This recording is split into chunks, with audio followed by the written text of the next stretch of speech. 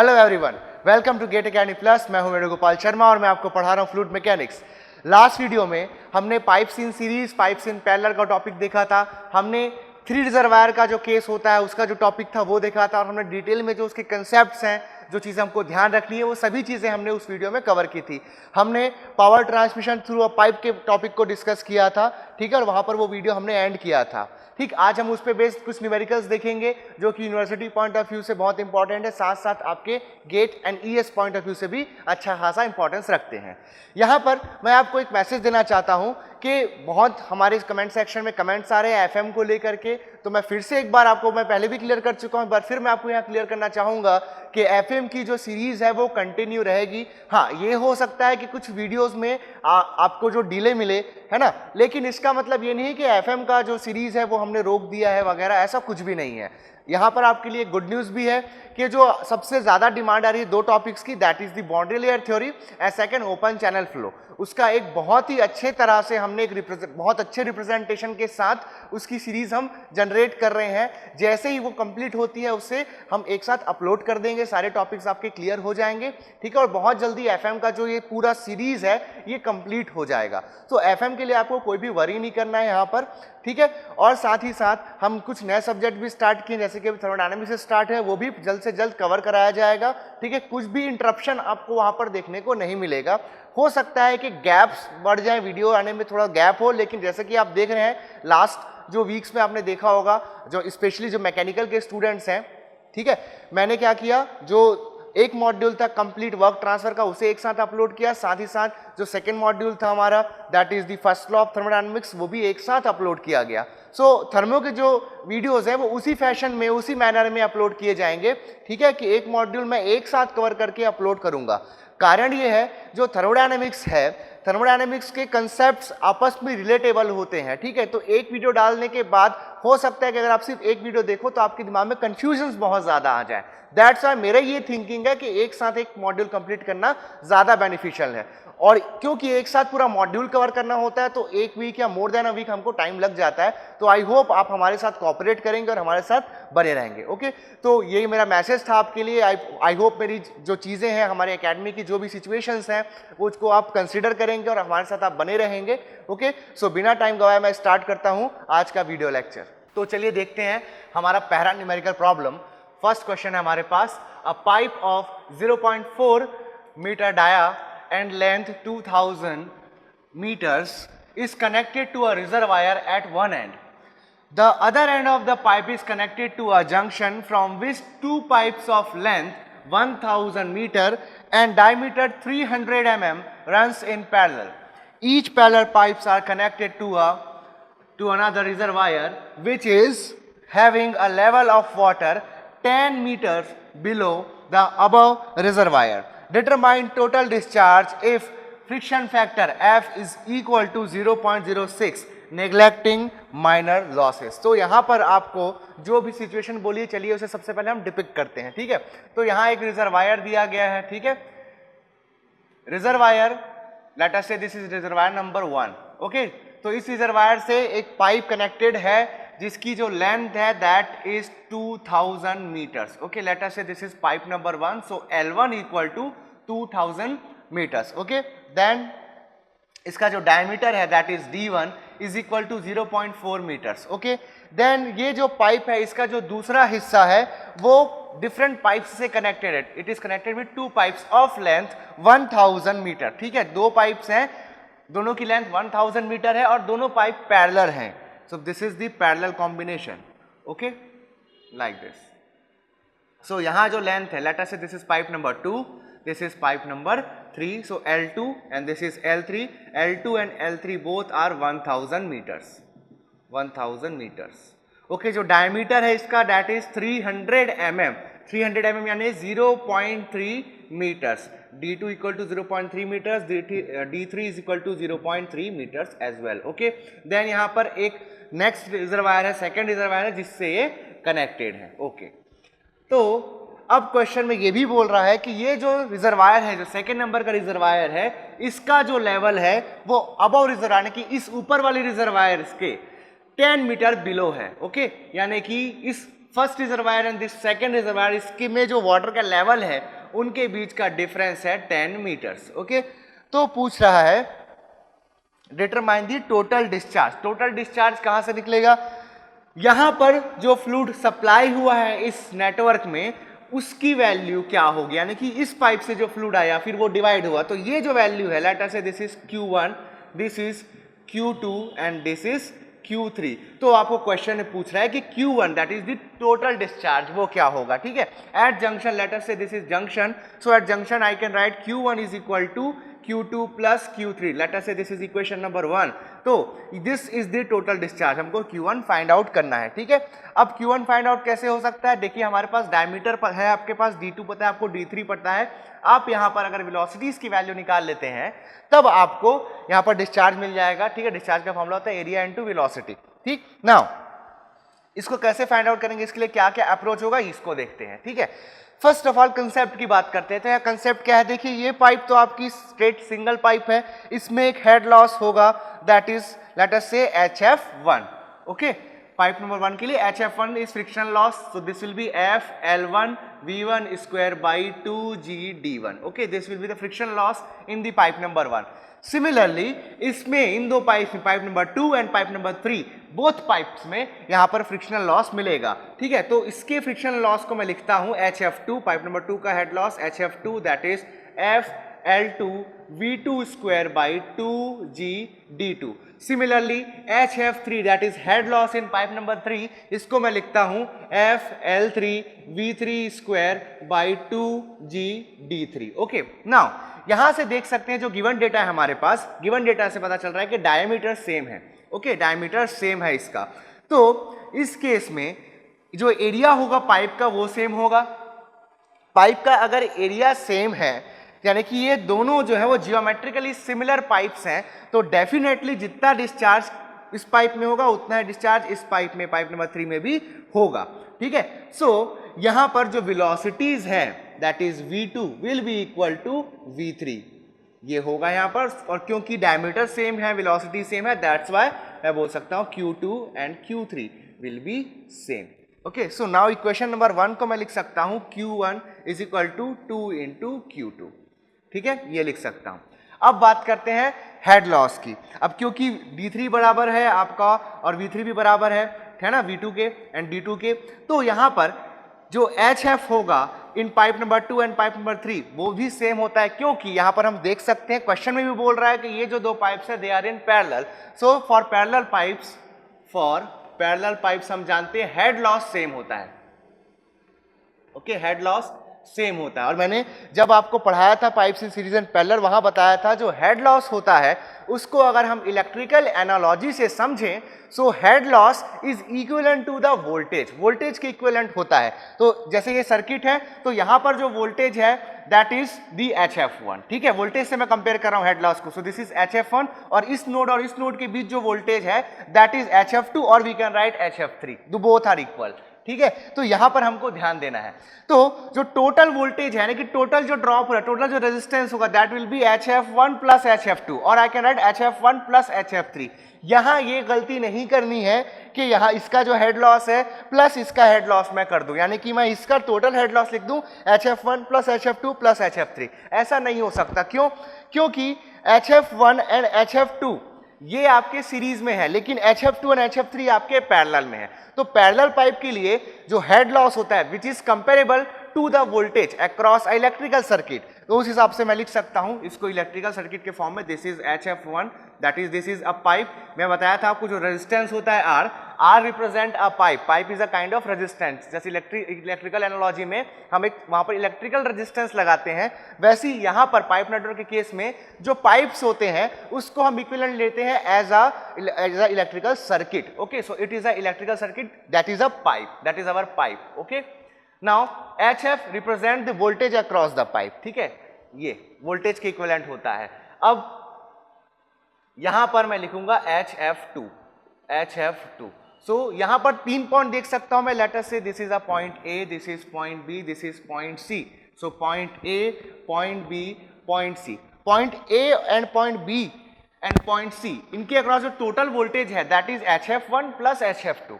ठीक है, और यहां पर जो नेक्स्ट रेजिस्टेंस है that is our pipe number 3। तो टोटल वोल्टेज देखूंगा मैं यहाँ पर across the nodes A and C that will be HF1 plus HF2। ये बताने का मेरा मकसद ये है कि आपको समझ आए कि यहाँ पर बहुत मिसकंसेप्शन है resistance and your fractional loss HF। ठीक है, आपको ये समझना है कि जो रेजिस्टेंस लूंगा मैं इलेक्ट्रिकल एनालॉजी में that will be the pipe. ठीक है, HF और ये रेजिस्टेंस इलेक्ट्रिकल रेजिस्टेंस ये कंपेरेबल नहीं, HF कंपेरेबल है with the voltage. Okay, with the voltage, and जो पाइप है that is comparable with the electrical resistances. तो यहाँ पर देख सकते हैं हम दो पाइप्स पैरेलल में, तो मैंने दो पैरेलल रेजिस्टेंसेस लगाए हैं अक्रॉस B एंड C। ठीक है, और जब हम लोग टोटल HF निकालते हैं then we calculate the total voltage across the nodes that is A and C। इस तरीके से आपको यहाँ चीजों को समझना है। अगर आप यहाँ पर जो रेजिस्टेंस होता है दैट इज पाइप, उसकी जगह अगर आप लोग क्या करो, अगर आप गलती से ये लिख दो कि HF एंड HF2, ठीक है, तब यहाँ पर आप फिर गलत सोल्यूशन देंगे। ठीक है, और इस चीज को आपको अवॉइड करना है। Okay, so this will be the total head loss. So head loss आपका जो होगा that will be head loss, और we can write total head loss. Total head loss will be HF1 plus HF2। यहां चाहो तो आप HF3 भी लिख सकते हो। ओके, सो HF1 HF2 का मुझे फॉर्मूला मालूम है। ठीक, अब देखते हैं इसकी वैल्यू क्या होगी। तो इसकी वैल्यू निकालने के लिए इस इक्वेशन में टोटल हेड लॉस की वैल्यू कितनी है ये देखते हैं सबसे पहले। तो देखिए मैं यहाँ पर जो रिजर्वायर 2 एंड रिजर्वायर 1 है इनके बीच बर्नौलीज इक्वेशन यहाँ पर अप्लाई करता हूँ। ठीक है, so using Bernoulli's equation between reservoir 1 and reservoir 2, using Bernoulli's equation between reservoir 1 and 2। Okay, अब देखिए यहां पर जो रिजर्वायर 1 है रिजर्वायर 2 जो है, दोनों रिजर्वायर के सरफेस पे जो प्रेशर लग रहा है that is atmospheric pressure. Okay, that is atmospheric pressure. और जैसे कि मैंने बताया है रिजर्वायर का जब डायमेंशन नहीं गिवन होगा उस केस में हम उसको रिजर्वायर ऑफ इनफाइनाइट साइज लेके चलते हैं, and for that case the velocity of the free surface will be taken as 0। It is very small so that it can be neglected. ये मैंने पहले भी बता चुका है। तो जब मैं यहाँ पर लगाता हूँ P1 by rho ji plus V1 square by 2G plus Z1 equal to P2 by rho ji plus V2 square by 2G plus Z2 plus head loss HF। Okay, that HF is the total head loss. तो यहाँ पर ये हो गया 0।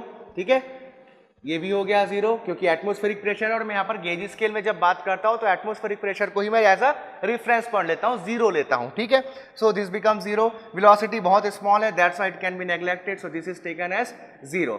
So this becomes Z1 equal to Z2 plus HF। Okay, now HF becomes Z1 minus Z2। Okay, question में आप given है, देखिए जो दोनों का एल्टीट्यूड है उनमें डिफरेंस जो है दैट इज 10 मीटर्स। अगर मैं यहाँ पर जो दो रिजर्वायर्स हैं, ठीक है, ये जो दो रिजर्वायर हमको क्वेश्चन में गिवन है इनकी हाइट ले लूँ यहाँ डेटम लेवल से Z1, this is Z1 and this surface is at a altitude of Z2। So ये जो है that is 10 metre. So I can write Z1 minus Z2, Z1 minus Z2 is equal to 10 metres. Okay, so HF that is total head loss is 10 metres. Okay, तो यहाँ पर इस equation में मुझे total head loss की value पता चल गई। अब इस इक्वेशन को मैं कंप्लीट कर सकता हूँ, तो ये हो जाएगा यहाँ पर से 10 equal to HF1 that is F L1 V1 square by 2G D1 plus HF2 F L2 V2 square by 2G D2। Okay, ये हो गया इस इक्वेशन में।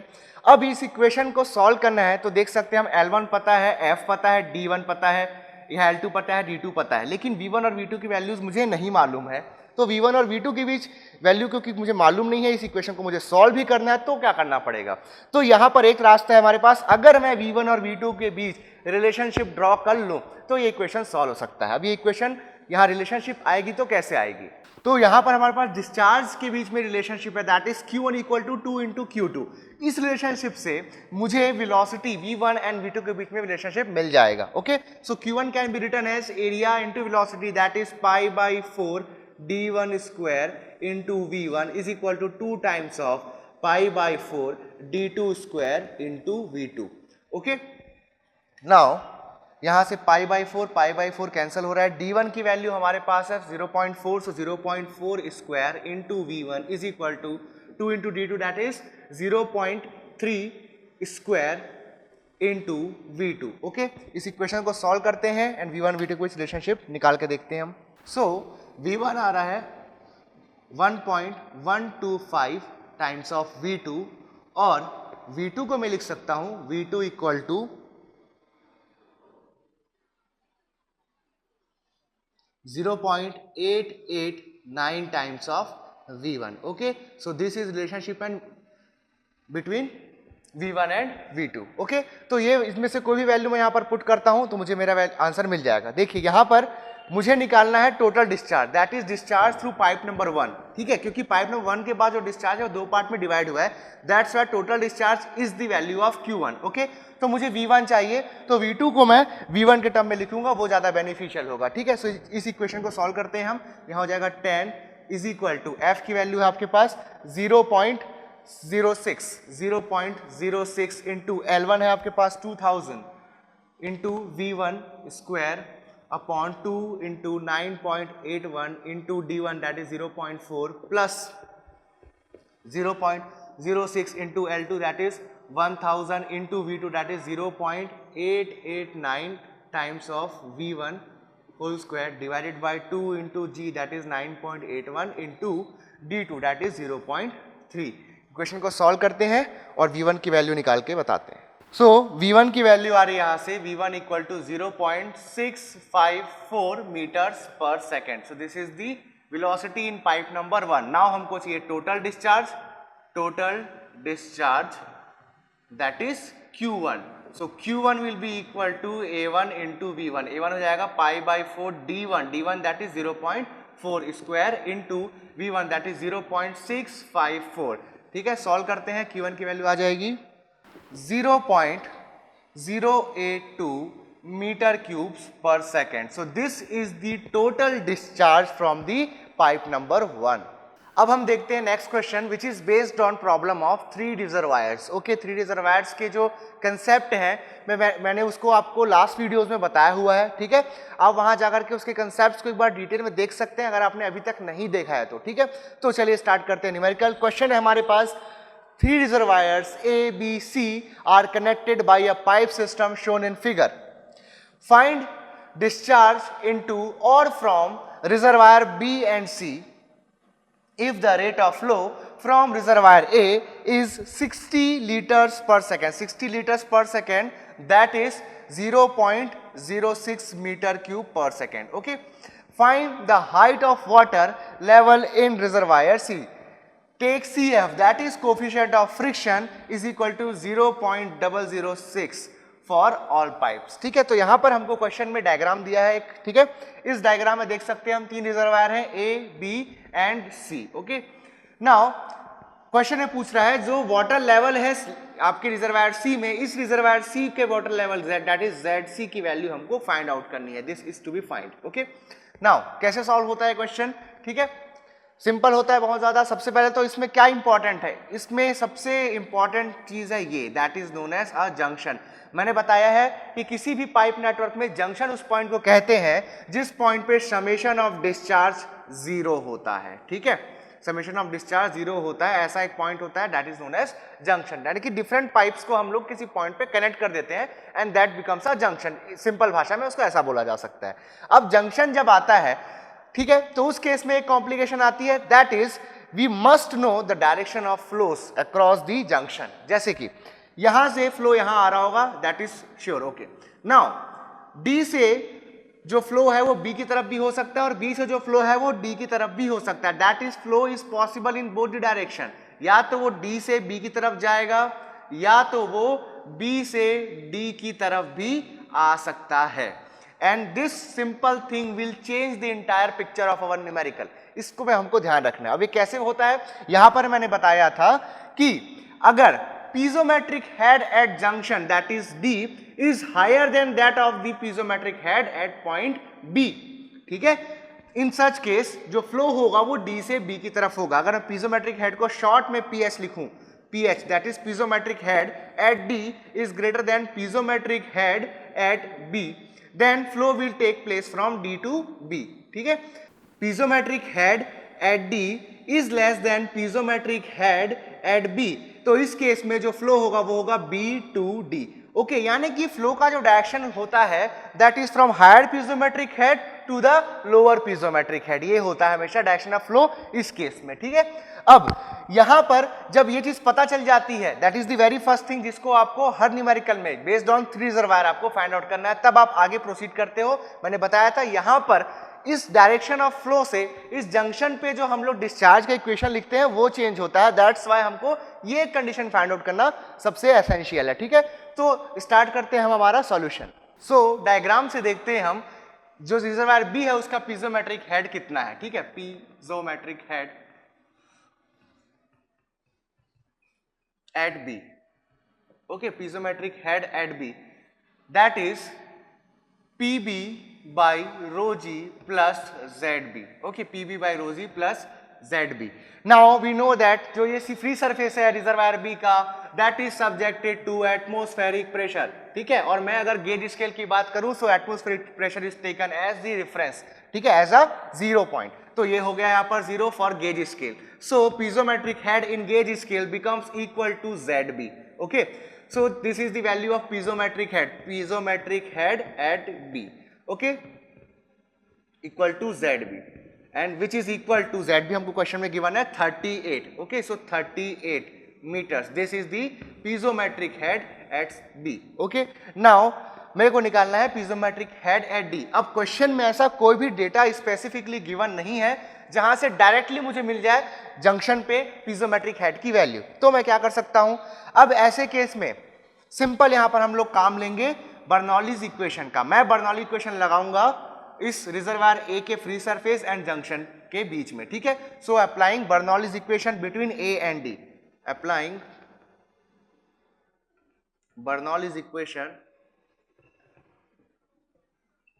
Between A and D, okay, A and D, तो लिखूंगा मैं PA by rho ji plus VA square by 2G plus ZA equal to PD by rho ji plus VD square by 2G plus ZD plus, देख सकता हूं मैं A से D के बीच में पाइप है जिसकी जो लेंथ है दैट इज 1200 मीटर्स, और उस पाइप के लिए कोफिशिएंट ऑफ फ्रिक्शन मुझे गिवन है, यानी पाइप में लॉस हो रहा है and that is a major loss, okay. So this will be loss HF, ठीक है, HF1 फॉर पाइप नंबर 1, ठीक है।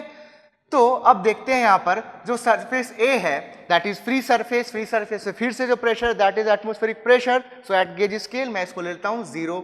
नाउ यहां पर जो साइज है रिजर्वायर A का that is not given, so I can consider it as a reservoir of infinite size, so the velocity of the free surface will be 0, so VA will be 0, or we can say it will be negligible. ZA that is the altitude of surface with respect to datum, तो हमको दिया है ZA हो गया यहाँ से 40 metres, ये हमको गिवन है, so this will be 40 meters, okay, equal to PD plus ZD, this gives us the piezometric head at D, that is PD by rho G plus ZD, this is the piezometric head PH at D, okay, plus HF1 मैं calculate कर सकता हूँ, HF1 होगा आपका FL1 V1 square by 2GD1, okay.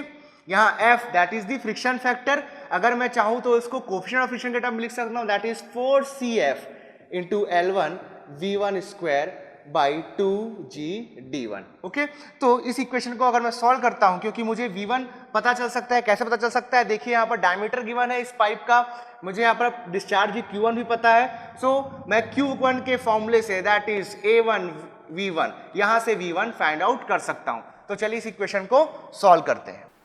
इस equation में मैंने सारी वैल्यूज पुट कर दी हैं। मैंने V1 की जगह Q1 बाई A1 पुट किया है, ठीक है। सारी वैल्यूज पुट जब मैं कर रहा हूं तो मुझे जो HF है, HF1 मुझे मिल रहा है 3.525 मीटर्स। ओके, नाउ इस इक्वेशन को जब मैं कंप्लीटली सॉल्व करता हूं तो ये जो वैल्यू है that is piezometric head at D, piezometric head at D, और I can write PD by rho ji plus ZD।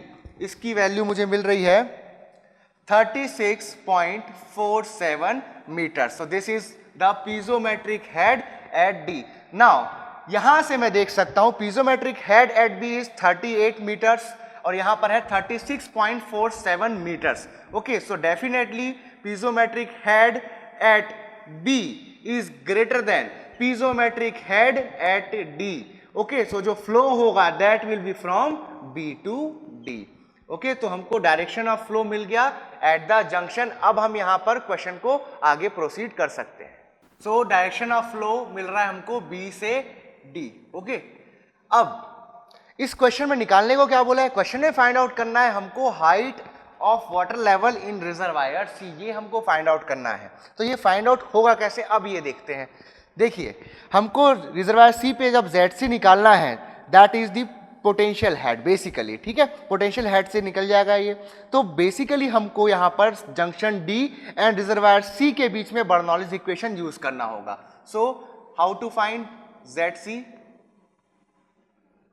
ZC will be founded by using Bernoulli's equation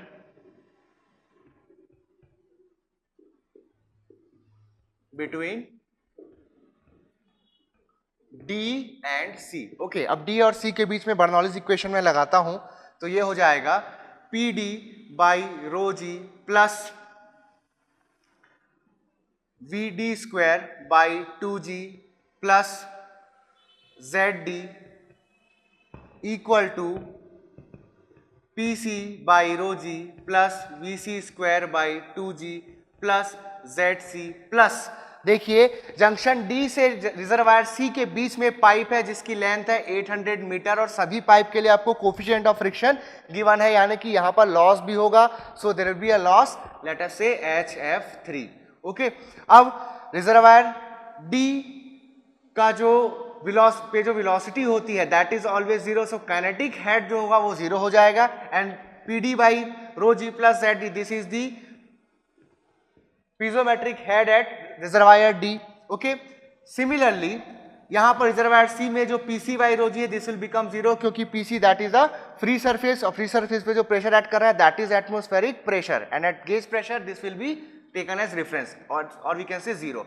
VC भी zero हो जाएगा क्योंकि ये इनफाइनाइट साइज का reservoir है, ठीक है। सो फाइनली जो इक्वेशन आपको बनेगा that will be PD by rho ji plus ZD equal to ZC plus HF3 that is head loss in pipe number 3, that can be written as 4CF into L3 into V3 square by 2GD3। Okay, तो L3D3 तो पता है मुझे, लेकिन मुझे V3 नहीं पता, ठीक है। मुझे ZD पर, मुझे ये जो वैल्यू है पीजोमेट्रिक हेड ये पता है मुझे, ठीक है। तो मुझे जब ZC निकालना है तो मुझे सिर्फ और सिर्फ यहाँ पर V3 फाइंड आउट करना है, ठीक है। अगर मैं V3 निकाल लेता हूं तो ये इक्वेशन सॉल्व हो जाएगा और मुझे मेरा आंसर मिल जाएगा। अब यहाँ पर V3 कैसे फाइंड आउट किया जाएगा इसको देखते हैं, ठीक है। V3 फाइंड आउट करने के लिए सबसे पहले तो हमको ये जो नेटवर्क है इसमें जो डिस्चार्ज है उसका इक्वेशन लिखना पड़ेगा by using summation of Q is equal to 0 at the junction. तो मैंने देखा कि जो फ्लो है वो हो रहा है B2D, तो पहले जो A से D की तरफ फ्लो आ रहा है that is Q1, then B से D की तरफ फ्लो जा रहा है that is Q2 and then D से C की तरफ फ्लो हो रहा है that is Q3। Okay, so Q3 equal to Q1 plus Q2, this is the equation of discharge. Okay, this is the equation of discharge.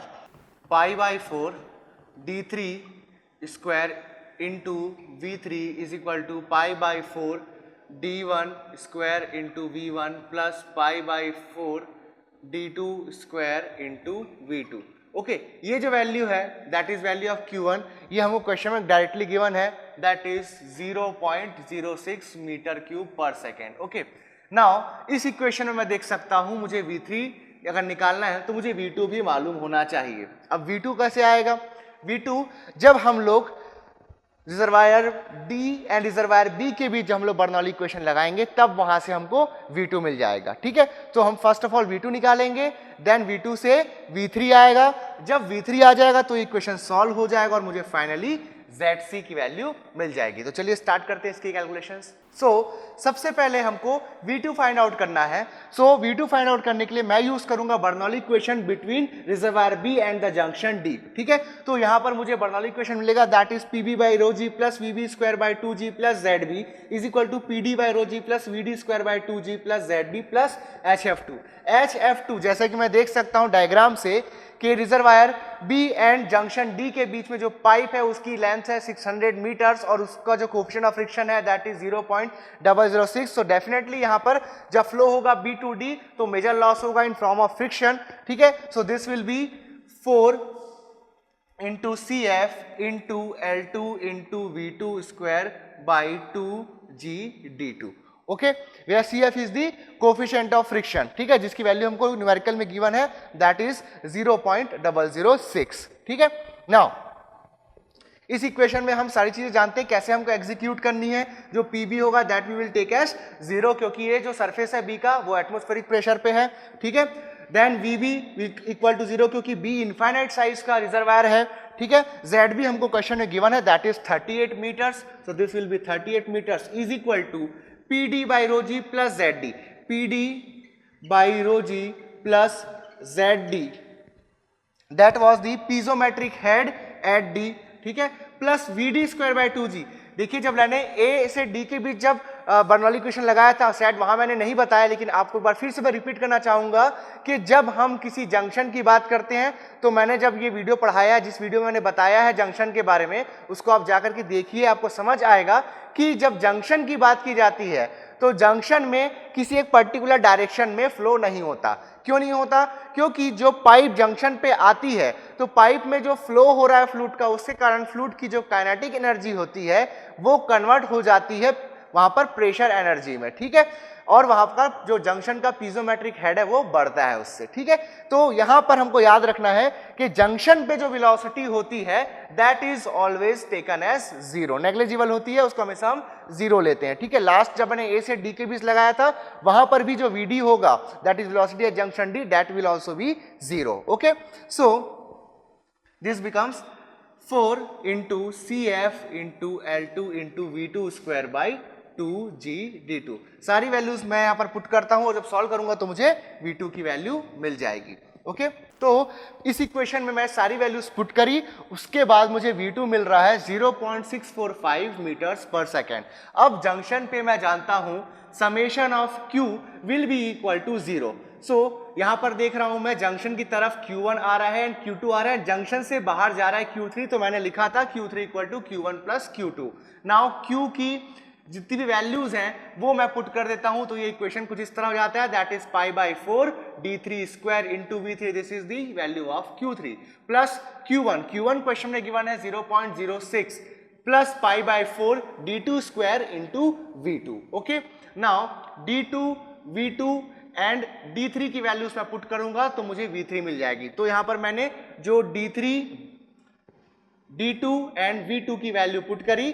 ठीक है, अब मैं इस इक्वेशन को सॉल्व करता हूं तो मुझे V3 की वैल्यू मिल जाएगी। V3 की वैल्यू आ रही है 1.135 मीटर्स पर सेकेंड। V3 की वैल्यू यहां पर आ गई। ठीक है, अब फाइनली मैं वापस जाता हूं मेरे सबसे पहले इक्वेशन में जहां मैंने ZC को फाइंड आउट करने के लिए अरेंजमेंट किए थे। ठीक है, सो इस इक्वेशन में मैं यहां पर V3 की वैल्यू पुट करता हूं। ठीक है, मैं पीजोमेट्रिक हेड एट D की वैल्यू पुट करता हूं और सॉल्व करूंगा तो मुझे ZC की वैल्यू मिल जाएगी। Okay, so this is ZC plus 4 CF that is 0.006 into L3 है हमारे पास 800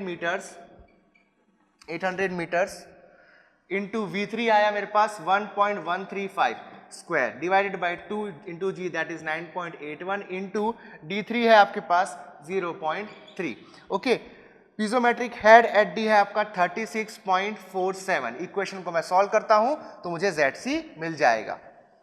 सो ZC आ रहा है यहां पर 32.27 metre. So this is the level of water in the reservoir C with respect to the datum. तो यहाँ पर हमारा जो न्यूमेरिकल है वो सॉल्व होता है। आई होप आपको जो पूरा प्रोसीजर है ऑफ 3 रिजर्वायर वो क्लियर हुआ होगा।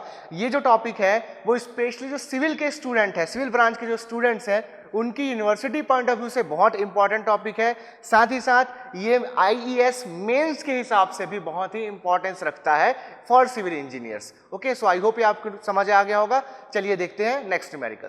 तो नेक्स्ट क्वेश्चन देखते हैं हम, which is based on power transmission through a pipe. ठीक है, तो इसके जो न्यूमेरिकल्स के जो कंसेप्ट हैं, ठीक है, वो मैंने लास्ट वीडियो में क्लियर किए हैं। That is the head loss for the maximum power transmission, ठीक है, then efficiency of power transmission, ये सब हमने लास्ट वीडियो में कवर किया हुआ है। ठीक है, आपने अगर अभी तक वो वीडियो नहीं देखा है तो प्लीज आप वो वीडियो जाकर के देख सकते हैं, ताकि जो फंडामेंटल्स है इस टॉपिक के वो आपको क्लियर हैं। ठीक है, तो चलिए देखते हैं न्यूमेरिकल क्वेश्चन हमारे पास। A pipe of length 2000 metres is used for power transmission, ठीक है, if 110.3625 kilowatts power is to be transmitted through the pipe in which water having pressure of 490.5 Newton per centimeter square at inlet is flowing.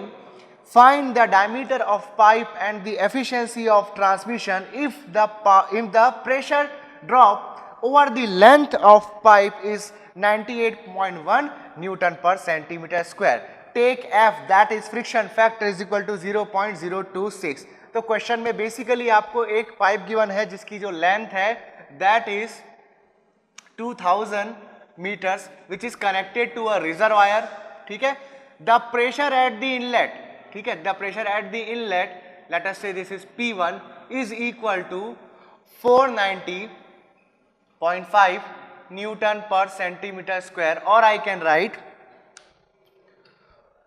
490.5 into 10 raised to power 4 Newton per meter square. Okay, so this is the pressure at inlet and the pressure drop across the flow आपको यहाँ पर दिया हुआ है। ठीक है, देख रहे हैं हम लोग कि जब पाइप में फ्लूड आया और जब पाइप में फ्लूड गया तो इस पर्टिकुलर लेंथ में which is of 2000 meters getting a pressure drop of 98.1 newton per centimetre square, यानी कि यहाँ जो डेल पी है pressure drop that is 98.1 newton per centimetre square, और I can write 98.1 into 10 to power 4 newton per metre square. This is the pressure drop.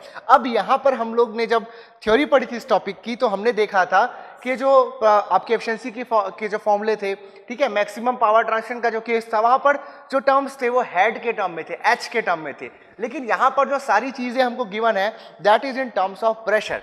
तो यहाँ क्या करेंगे, देखिए हमको जब हमने थ्योरी पढ़ी थी तो वहां देखा था कि जो हेड हमको अवेलेबल है that is the depth of water और we can say height of water, ठीक है, measured from the axis of pipe, ठीक है, in the reservoir that is capital H. Capital H क्या है, जो रिजर्वायर का फ्री सरफेस है उसकी हाइट है which is measured from the axis of the pipe. ठीक, ये हमको गिवन होती थी वहां पर। ठीक है, अब हमको यहां पर क्या गिवन है, हमको गिवन है इस पर्टिकुलर पॉइंट पे that is inlet to the pipe, उस पे हमको प्रेशर गिवन है। ये प्रेशर क्यों आएगा, ये प्रेशर आएगा इस डेप्थ के ही कारण, that is nothing but the hydrostatic pressure. So I can calculate the value of H. So H will be equal to P1 by rho G. Okay, P1 की वैल्यू यहाँ पर है 490.5 into 10 power 4. Okay, so this will be 490.5 into 10 to power 4 upon rho, that is density of water 1000 into 9.81. Okay, so मुझे H की value मिल जाएगी यहाँ से 500 meters. ठीक है, तो H की जो वैल्यू आ रही है that is the height of water in the reservoir, ये आ गया आपका 500 मीटर्स। ओके, इतना हेड हमारे पास अवेलेबल है, this is the total available head at the entry. ठीक है, this is head available eight pipe inlet. Okay, now यहां पर हम देख रहे हैं कि जब इनलेट से आउटलेट की तरफ जब आपका फ्लूइड गया है तो उस केस में आपका प्रेशर ड्रॉप मिल रहा है, और हम जानते हैं हेड लॉस HF होता है del P by rho g. Okay, तो कितना लॉस हुआ वो भी हमको इनडायरेक्टली गिवन है।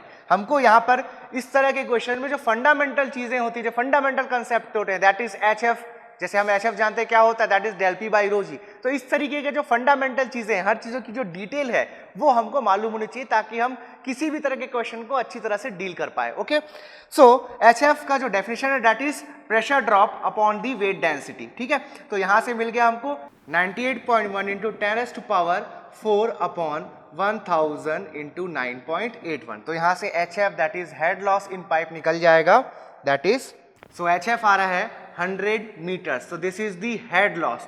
so total head at the pipe outlet, कितना हेड आपको मिल रही है, that is energy per unit weight, ये हो जाएगा आपका H minus HF, that is the head available at the outlet। ठीक है, at the outlet। अब क्या क्या पूछा है क्वेश्चन में, दी diameter and the efficiency of power and transmission, ये हमको यहाँ पर निकालने के लिए बोला गया है। तो सबसे पहले यहाँ पर निकालना आसान है हमारे लिए, दी एफिशिएंसी ऑफ पावर ट्रांसमिशन। हम जानते हैं एफिशिएंसी का फॉर्मूला होता है दी एक्चुअल हेड अवेलेबल और दी head available at the outlet. ठीक है, टू द हेड अवेलेबल या फिर टोटल अवेलेबल हेड। तो एफिशिएंसी का मैंने आपको फॉर्मूला लिखवाया था लास्ट वीडियो में, that is efficiency of power transmission eta is equal to H minus HF upon H। okay, so H minus HF हमारे पास आया है 100, H हमारे पास आया है 500, so this is 500 minus 100 upon 500। okay, so this is 400 upon 500, so it is 0.8 और I can add 80%। 80% है efficiency of power transmission. ठीक है, यहां पर मुझे अपना पहला आंसर मिल जाता है। ठीक है, नेक्स्ट मुझे पूछा है डायमीटर। सो डायमीटर के लिए फर्स्ट ऑफ ऑल मुझे क्या पता होना चाहिए, रेट ऑफ डिस्चार्ज पता होना चाहिए। क्वेश्चन में कहीं भी क्लियरली आपको रेट ऑफ डिस्चार्ज यहां पर नहीं गिवन है। ठीक है, सो फर्स्ट ऑफ ऑल मुझे रेट ऑफ डिस्चार्ज कैलकुलेट करना पड़ेगा, जिसके लिए मुझे वेलोसिटी चाहिए होगी। ठीक है, वेलोसिटी जब आएगी तो उस वैल्यू को मैं, जो डिस्चार्ज का इक्वेशन होता है that is Q is equal to A into V, यहां पुट करके मैं जो डायमीटर है उसकी वैल्यू फाइंड आउट कर लूंगा।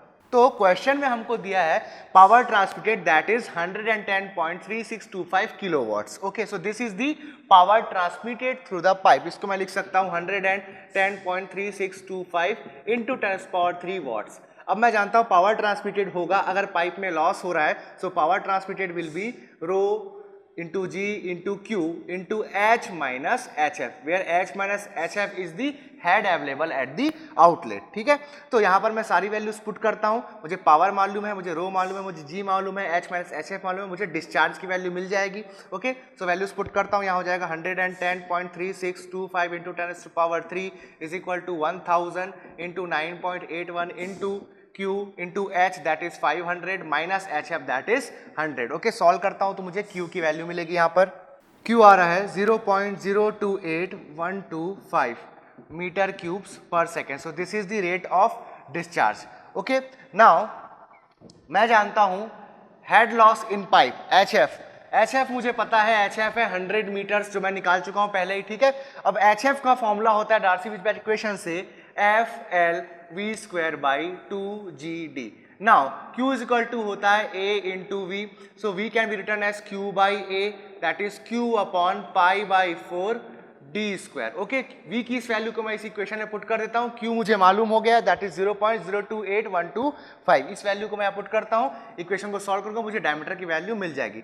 सो 100 equal to F that is 0.026 into L that is 2000 into V² that is Q that is 0.028125 by pi by 4D² whole square divided by 2G that is 9.81 into D। Okay, इस equation को solve करता हूं, मुझे diameter मिल जाएगा। D आ रहा है 0.1277 metres और I can write D is equal to 127.7 mm। So this is the diameter of the pipe and हमको एफिशिएंसी ऑफ पाइप भी हमने निकाल लिया। ठीक है, सो आई यहाँ पर जो न्यूमेरिकल है वो कंप्लीट होता है। आई होप आपको जो पावर ट्रांसमिशन थ्रू पाइप के जो प्रॉब्लम्स है वो समझ आए होंगे। जो इसके और न्यूमेरिकल्स हैं वो इसी से मिलते जुलते हो सकते हैं। ठीक है, ज़्यादा कोई डिफरेंस नहीं रहेगा। ठीक, जो कंसेप्ट है वो यहाँ पर सेम रहने वाला है। ठीक, तो आई होप आपसे जो भी न्यूमेरिकल्स होंगे अदर देन दीज न्यूमेरिकल्स जो मैंने आज करवाए वो सारे आपसे बनेंगे। आज के जो टॉपिक है वो यहाँ पर ख़त्म होते हैं, ठीक है। अगर आपको आज की वीडियो से रिलेटेड कोई भी डाउट है तो आप नीचे कमेंट सेक्शन में डाल सकते हैं। हम मीन टाइम में आपके जो डाउट्स हैं उनको रिजॉल्व करने की पूरी कोशिश करेंगे, ठीक है। नेक्स्ट वीडियो में हम देखेंगे Hardy Cross method that is used for solid pipe network problem, जो कि बहुत ही इंपॉर्टेंट टॉपिक होता है majorly for civil engineers. Okay, so यहाँ पर आज का वीडियो लेक्चर खत्म होता है। अगर आप हमारा ये वीडियो पहली बार देख रहे हैं तो हमारे चैनल को सब्सक्राइब करना ना भूलिए और नीचे बने बेल आइकन को जरूर दबाइए ताकि हमारे लेटेस्ट नोटिफिकेशंस आपको टाइम टू टाइम मिलते रहें। मेरे और मेरे गेट अकेडमी प्लस टीम की तरफ से आप सभी को थैंक यू।